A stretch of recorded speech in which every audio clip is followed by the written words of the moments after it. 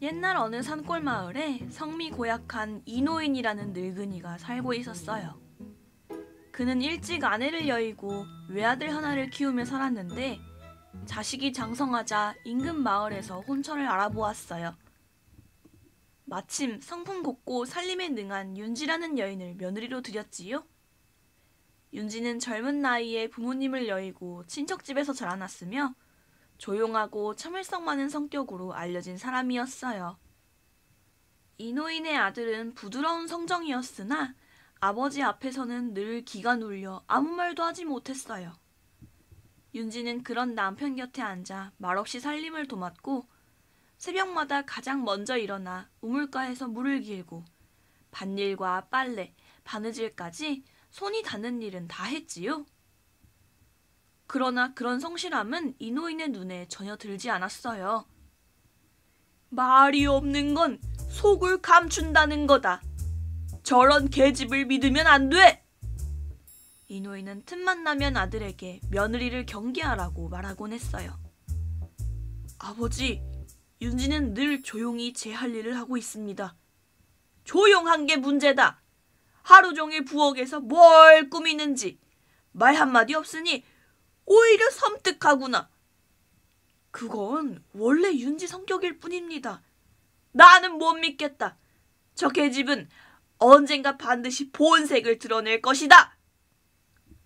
그때부터 이노인은 윤지를 예사로 보지 않았어요. 밥상에 반찬이 하나 모자라면 나를 홀대하는 거냐며 성을 냈고 된장국이 짜다 싶으면 이걸 먹고 죽으라는 소리냐며 국그릇을 뒤엎었지요. 윤지가 아침 일찍 장에 다녀와 늦게 밥을 올리면 시집살이 하면서 시간관념도 없느냐며 고래고래 소리를 질렀어요. 윤지는 고개를 숙인 채 죄송합니다만 반복했지요. 남편은 중간에서 눈치만 보았고 그럴수록 윤지는 점점 말수가 줄어들었어요. 봄이 가고 여름이 되어 볕이 강해지자 장독대 옆 지붕에서 물이 새기 시작했어요. 윤지는 장대를 들고 지붕에 올라 기와를 고치려 했지요. 그런데 마침 마당을 지나던 이노인이 그 모습을 보았어요. 이노인은 얼굴이 불그락 푸르락해져서는 며느리를 향해 외쳤지요. 여자가 지붕에 오르면 집안 꼴이 엉망이 된다는 것을 네가 모르는 게냐? 죄송합니다. 물이 새어 장독에 김칫물이 들기에 지금 내 말에 반박을 하는 게냐? 그래, 어디 한번 잘 고쳐봐라. 다 고치기 전에는 내려올 생각도 하지 말거라. 윤지는 하루 종일 지붕을 고치고 손에 물집이 잡혔지요. 고생스러운 일 끝에 배가 고팠던 윤지는 부엌을 향해 가려 했어요. 그런데 부엌 앞에는 이노인이 서 있었지요. 내 아들은 오늘 일이 있어서 집에 오지 않을 것이다. 그리고 나는 저녁을 먹지 않아도 되니 오늘은 부엌에 안 들어가도 되겠다. 네? 그게... 왜? 설마 나도 밥을 안 먹는데 감히 며느리가 밥을 먹겠다는 것이냐? 아닙니다, 아버님. 결국 윤지는 아무것도 먹지 못한 채 물집이 다 잡힌 채로 방에서 잠이 들었답니다. 물집이 잡힌 손은 오래 갔어요. 그래도 윤지는 집안일을 열심히 했지요. 게다가 바느질을 매일 시키는 이노인 때문에 새벽에는 매일 바느질을 해야 했어요. 며칠 뒤 이노인의 속점삼을 손바느질하다 실밥이 약간 삐뚤어졌는데 그걸 본 이노인은 또 한바탕 소리를 질렀어요. 이딴 걸 꿰맸다고 내놓은 거냐? 내가 네 하인이냐? 이딴 걸 입고 다니게? 다시 꿰매겠습니다. 됐고! 내일부터 내 옷은 네 손에 안 맡긴다. 윤지는 조용히 새천을 꺼내 다시 바느질을 시작했어요. 하지만 그 속점삼은 다시는 쓰이지 않았고 이노인은 장에 나가 새 옷을 사왔지요. 시간이 지나 겨울이 오고 첫눈이 내릴 무렵 윤지는 아궁이 앞에서 장작을 패다가 도끼에 손등을 베이고 말았어요. 피가 줄줄 흘렀고 윤지는 급히 물에 손을 담갔지요. 그때 부엌으로 들어온 이노인은 말없이 그녀의 손을 보더니 일을 그렇게밖에 못하면서 무슨 며느리 타령이냐? 그 한마디만 툭 던지고 돌아섰어요. 윤지는 말없이 손등을 감쌌지요. 그 상처보다도 더 깊은 상처는 이노인의 말이었어요. 설날이 다가오자 윤지는 혼자서 장을 보고 송편을 빚고 제기를 닦고 제사상을 준비했지요. 그 모든 과정에 이노인은 단 한마디도 칭찬이 없었어요. 어디서 송편을 이따위로 빚었느냐? 조상분들이 참 좋아하시겠다. 윤지는 집안 어느 곳에도 마음 뜰 곳이 없었어요. 밤마다 등불 하나 켜고 바느질을 하며 조용히 눈물을 삼켰지요. 바느질을 하지 말라더니 어디서 헌옷을 다 구해와가지고는 전부 며느리에게 시켰지요. 그녀의 하루는 눈치와 참음으로 가득했어요. 그날 밤 그녀는 베갯잎을 바느질하다 말고 작은 항아리 하나를 꺼냈어요.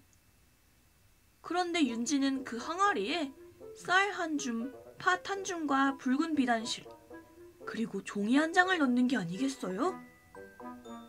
종이에는 이노인의 이름을 또박또박 써넣었지요. 새벽이 되었을 때 윤지는 장독대 뒤편으로 향했어요. 아무도 몰라야 해. 윤지는 주변을 살핀 뒤 항아리를 땅속에 묻었어요. 항아리 위에는 작은 돌과 나뭇가지를 덮고 흔적을 감추었지요. 한편 새벽에 잠이 오지 않은 이노인은 방 안에서 며느리의 뒷모습을 보며 문득 이상한 낌새를 느꼈어요. 저 계집이 무얼 숨기듯이 묻는단 말인가? 그는 곧장 방문을 닫고 안으로 들어왔어요. 혼잣말을 중얼거리며 두 손을 꼭 움켜쥐었지요. 이건 분명 수상하다. 땅에 뭘 묻고 주변을 저렇게 두리번거리는 거지? 이건 뭔가 꿍꿍이가 있을 것이다. 다음날 새벽, 결국 이노인은 직접 확인하기로 결심했어요. 내 직접 봐야 속이 시원하겠다. 날이 트기도 전에 이노인은 낡은 호미 하나를 들고 조심스레 장독대로 향했어요.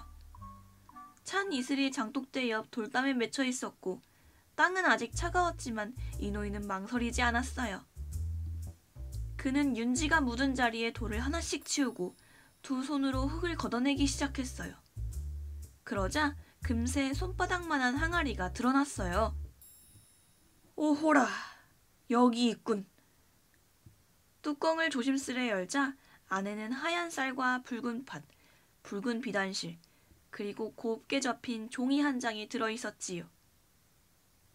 아니, 웬 종이냐? 그는 손가락으로 종이를 집어 펼쳤어요. 종이를 펼치자 이노인은 손을 부들부들 떨었어요. 그 종이에는 또박또박한 글씨로 이노인의 이름이 적혀 있었지요. 내 이름이 여기에 왜? 이노인은 속에서 끓어오르는 분노를 억누르며 항아리를 들고 본인의 방으로 돌아왔지요. 이노인은 그 뒤로 역시 잠에 들지 못했어요. 며느리가 왜 팥과 쌀과 비단을 묻었는지, 또 무슨 생각으로 자신의 이름을 종이에 써넣었는지 온갖 생각이 머릿속에 뒤엉켜 쉴 새 없이 맴돌았지요. 그 계집이 나를 독살이라도 하려는 것이냐? 이노인은 마치 자신의 숨통을 죄는 듯한 불안감에 이불을 박차고 일어나 장독대 뒤편에 서성거렸지요. 그때 마침 아침 일찍 일하러 나가는 아들과 마주쳤어요. 아버지? 이 새벽부터 여기서 뭘 하고 계시는 겁니까? 너 잘 만났다. 나 좀 따라오거라. 이노인은 아들을 방으로 데려갔어요. 그리고 설명을 하였지요. 이것은 저주가 아니더냐. 분명 나를 저주하여 독살하려는 것이야. 그러자 아들이 말하였어요. 아버지, 윤지는 그런 사람이 아닙니다. 제가 곁에서 지켜보아도 그런 나쁜 마음을 품을 아이가 아닙니다. 그건 네 생각일 뿐이다. 쌀과 팥은 귀신을 부르는 것일 것이고 내 이름을 써넣은 것은 분명 저주를 내리려는 술법이란 말이다. 거 봐라. 조용한 계집년일수록 이토록 음흉하거늘 나는 직접 확인해야 마음이 놓이겠다. 그날 오후 이노이는 아들과 함께 항아리를 들고 인근 마을의 유명한 점쟁이를 찾아 나섰어요. 점쟁이는 허름한 초가집에 앉아 있었어요. 향을 피우고 낮게 읊조리던 그는 이노인 일행을 보며 조용히 자리를 일으켰지요. 무슨 일로 찾아오셨습니까? 이 항아리를 좀 봐주시오. 며느리가 내 이름을 써서 이걸 땅에 묻었는데 무슨 뜻인지 판단을 해주시오. 점쟁이는 항아리를 받아들고 뚜껑을 열었어요. 항아리 안에는 쌀과 팥, 붉은 실, 종이 한 장이 고스란히 들어있었지요. 그는 조용히 향을 더 피우고 항아리를 빙빙 돌려보며 말없이 살폈어요. 잠시 후 점쟁이는 고개를 들었어요. 이건 저주가 아닙니다. 이노인의 눈썹이 치켜올랐어요. 뭐라? 쌀은 복을 부르고 팥은 나쁜 기운을 막으며 붉은 실은 장수와 평안을 염원하는 뜻입니다. 종이에 이름을 쓴 것은 그 복이 닿기를 바라는 사람을 분명히 하기 위함이지요. 거짓말! 속을 알 수 없는 그 계집이 이걸 왜 몰래 묻었겠소? 점쟁이는 조용히 고개를 저었어요. 요즘은 잘 쓰이지 않는 방식이지만 예전에는 며느리나 자식이 시부모의 장수를 기원하며 이런 항아리를 묻곤 했습니다. 몰래 묻은 건 아마도 말로는 허락을 받기 어려울 거라 생각했기 때문이겠지요. 이노이는 아무 말 없이 그 말을 듣고만 있었어요. 아들도 점잖게 말했지요. 아버지, 이제라도 진심을 믿어주시면 안 되겠습니까? 이노이는 무겁게 눈을 감았어요. 그리고 점쟁이에게 물었지요. 그럼 이게 정말 나를 위한 거란 말이오? 그렇습니다. 오히려 어르신께서 그 진심을 받아들이지 않으면 그 복도 사라질 수 있겠군요. 집으로 돌아오는 길 이노이는 말이 없었어요. 아들은 조용히 걸으며 부친의 표정을 살폈지요. 그 얼굴에는 혼란과 부끄러움, 후회의 기색이 뒤섞여 있었어요. 그날 밤 그는 방 안에 앉아 혼잣말을 했어요. 내가 그동안 무슨 짓을 한 건가? 그 아이가 내게 독이 아니라 복을 안겨준 것이었구나. 며칠이 지나도 이노인의 마음은 무거웠어요. 방 안에 앉아 창호 밖을 바라보며 그는 스스로를 되뇌었어요. 내가 그동안 너무나 어리석었구나. 윤지는 예전처럼 조용히 아침을 준비하고 이불을 털고 마당을 쓸었지요. 그러나 이노인의 눈에 비친 그녀의 모습은 전보다 훨씬 달라 보였지요. 하루는 이노인이 뜰에 앉아있던 윤지를 불렀어요. 며느리야! 그녀는 놀란 듯 고개를 들고 조용히 다가왔어요. 예, 아버님. 이노인은 깊은 한숨을 내쉬었지요. 그러고는 두 손을 무릎 위에 올려놓은 채 한참을 말없이 있다가 어렵게 입을 열었어요. 그날 너가 묻은 항아리를 보았을 때 나는 그것이 저주인 줄 알았다. 윤지는 고개를 숙였어요. 나는 너도 그리고 심지어는 내 자식의 말까지도 모두 믿지 못했단다. 그리고 그동안 너에게 퍼부은 말들이 모두 잘못이었음을 깨달았어. 정말 미안하구나. 윤지는 눈물을 훔치며 작게 고개를 끄덕였답니다. 그날 이후 이노이는 스스로를 달리하기 시작했어요. 밥을 받으면 맛있게 먹겠다며 인사를 하고 한 끼를 마치면 잘 먹었다고 이야기를 하였고 또 어쩔 때는 고생했다라는 말을 덧붙이기도 했지요. 작은 일상이었지만 윤지에게는 그 한마디가 그 어떤 말보다 큰 위로가 되었어요. 마을 사람들 사이에서도 소문이 돌았어요. 그 며느리 이야기가 사실이래. 그 집 영감이 며느리를 못살게 굴어놓고는 혼자 찔려가지고 며느리가 항아리 묻은 걸 보고 독살이니 뭐니 소란을 피웠는데 알고 보니 그게 영감의 복을 비는 거였다고 점쟁이가 이야기하더래. 그 후로 영감이 사람이 달라졌잖아. 저런 며느리면 집안이 오래 가겠지. 윤지는 장터에 나갈 때마다 마을 사람들의 인사를 받았어요. 윤지야, 이리 와봐라. 요 며칠 밥은 잘 먹고 있니? 네, 아주머니. 덕분에 잘 지냅니다. 예전에는 무심히 지나갔던 사람들도 이제는 따뜻한 말 한마디씩 건넸지요. 어느 날 저녁, 이노이는 아들을 불렀어요. 방 안에 등을 켜고 조심스레 입을 열었지요. 내가 죽고 나면 이 집안이 어떻게 흘러갈지 걱정이 된다. 아버지, 아직 기운도 좋으신데 왜 그런 말씀을 하십니까? 그래도 준비는 해야지. 그동안 나 하나 믿고 살던 집안인데 이제는 너와 윤지가 잘 이끌어야 한다. 예, 잘 받들겠습니다.